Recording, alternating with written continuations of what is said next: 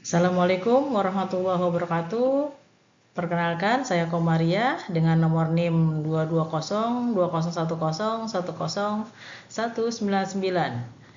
Saya dari Universitas Cyber Asia dengan mata kuliah Etika Bisnis dengan judul Kecurangan Minyak Kita PT Navita Nabati Indonesia. Analisis Perspektif Keilmuan Etika Bisnis. Yaitu agenda presentasi. Yang pertama, etika yang dilanggar, 6 prinsip etika bisnis yang diabaikan PT NNI. Yang kedua, yang boleh dilakukan, standar perilaku bisnis yang etis dan ilegal. Yang ketiga, yang tidak dibolehkan, larangan keras berdasarkan etika dan hukum. Keempat, peran konsumen, hak dan kewajiban dan tindakan yang harus diambil. Yang kelima, peran pemerintah, yaitu regulasi, pengawasan, dan penegakan hukum. Fakta kasus kecurangan minyak kita, yaitu takaran tidak sesuai, SNI kadaluarsa, izin edar tidak ada, non-DMO, pemalsuan surat, dan residivis. Takaran tidak sesuai, kemasan 1 liter hanya berisi 750 ml, selisih 25% dari label. SNI kadaluarsa, sertifikat SNI tidak diperpanjang, produk tidak layak beredar. Izin edar tidak ada, tidak memiliki izin edar resmi dari BPOM yang valid. Non-DMO yaitu menggunakan minyak goreng di luar skema DMO pemerintah. Pemalsuan surat, memasukkan surat rekomendasi izin edar kepada otoritas. Yang terakhir, residivis. Etika yang dilanggar, yaitu ada 6 prinsip etika bisnis yang diabaikan PT NNI. Yang pertama, kejujuran dan integritas. Yang kedua, teori stakeholder. Yang ketiga, utilitarianisme. Yang keempat, deontologi Kantian. Yang kelima, corporate ethics culture. Yang keenam, CSR. Dan yang boleh dilakukan, standar etis dan ilegal yang harus dipenuhi pelaku usaha, yaitu transparansi produk, mencantumkan informasi akurat, kepatuhan regulasi, memiliki izin edar aktif dari BPOM, SNI yang berlaku dan memenuhi persyaratan sebagai refraker resmi. Selanjutnya, kompetisi sehat, bersaing berdasarkan kualitas dan efisiensi, bukan dengan memanipulasi takaran atau harga secara curang. Selanjutnya, harga wajar dan DMO, menggunakan bahan baku dari jalur DMO resmi pemerintah dan mematuhi harga eceran tertinggi yang ditetapkan. Budaya etika internal, membangun code and conduct mekanisme whistleblowing dan audit internal untuk mencegah praktik curang. Komunikasi jujur, memberikan informasi yang tidak menyesatkan konsumen maupun regulasi.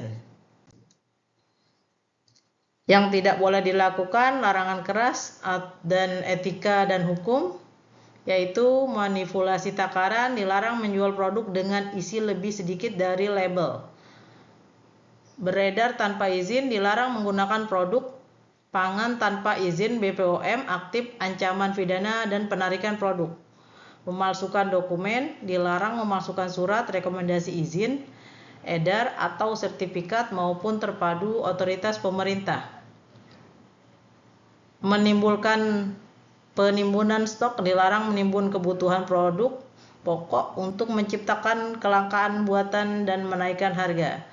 Non-DMO dan HET, dilarang menggunakan minyak di luar skema DMO atau menjual di atas harga eceran tertinggi yang ditetapkan. Menyembunyikan pelanggaran, dilarang menutupi temuan audit.